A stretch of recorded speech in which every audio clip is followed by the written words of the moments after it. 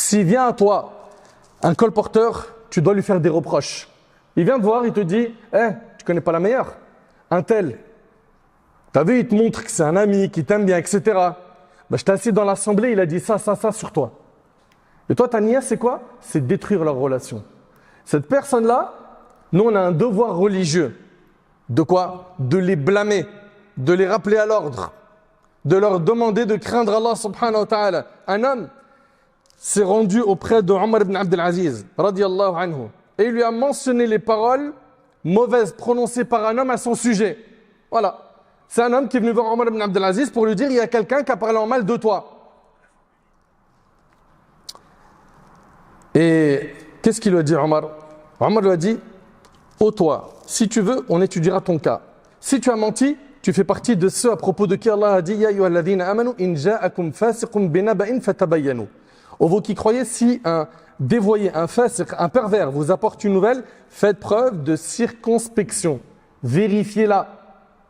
Donc, si tu as menti, tu fais partie des pervers, ce que lui dit Omar ibn Abdelaziz. Si tu dis vrai, alors tu fais partie de ceux à propos de qui Allah a dit Hammazim masha'in binamim, qui ne cessent de s'adonner à la médisance et au colportage de calomnie. Et ces gens-là, on n'a pas le droit de les écouter.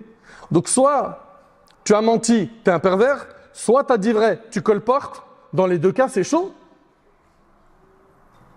Dans les deux cas, tu es dans la désobéissance. Et il lui dit, ou, si tu veux, on te pardonne. Donc, soit on te classe comme un pervers, soit comme quelqu'un qui colporte, soit on te pardonne.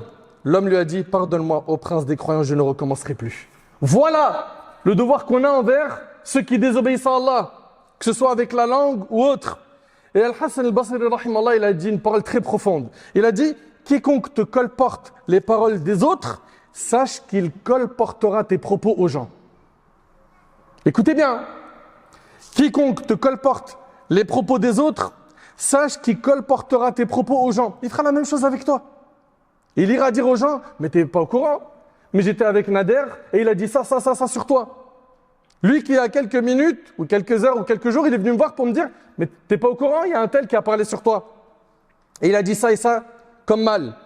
Ibn Qudama, rahimahullah, a dit, celui à qui on a rapporté une calomnie, par exemple, on lui dit que quelqu'un a dit de toi de mauvaises choses, doit s'obliger de faire 6 choses. Voilà notre devoir. 1. Il ne doit pas le croire car le colporteur est un pervers dont le témoignage est réfuté. Première chose, an-nammam, il est fasiq. Celui qui colporte, il est considéré comme pervers. Le pervers, on ne prend pas son témoignage. Son témoignage est rejeté. Ça, c'est le premier devoir que tu as. C'est pas tu apportes caution à ses propos et tu dis « Ah ouais, il a dit ça sur moi ?» Très bien, je vais me méfier, je vais enquêter, je vais vérifier. Non. Première chose, c'est tu ne dois pas croire cette personne-là, car le colporteur est un pervers et son témoignage est réfuté. 2, il doit lui interdire le colportage et le conseiller. Lui dire, taqillah, crains Allah. Crains Allah, pourquoi tu parles sur les gens? Faut lui dire, ça t'amène à quoi? 3, il doit détester pour Allah cette désobéissance. Et détester la personne pour Allah quand il fait un mal. 4, il ne doit pas penser du mal de son frère absent. Continue à penser de lui du bien.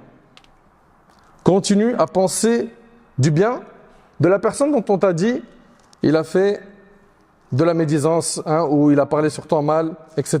5, que ce qui lui a été rapporté ne le pousse pas à vérifier les dires ou à espionner.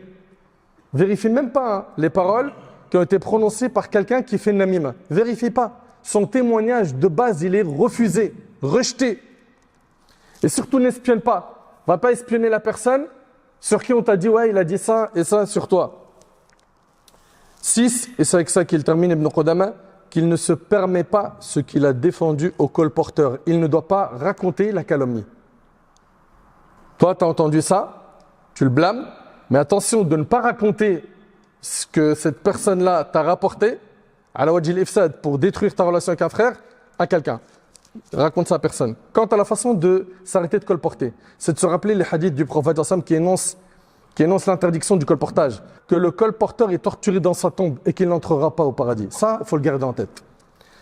Donc le premier point pour arrêter ce péché, garde en tête que le colporteur, il fait partie de ceux qui ne sont pas aimés par Allah.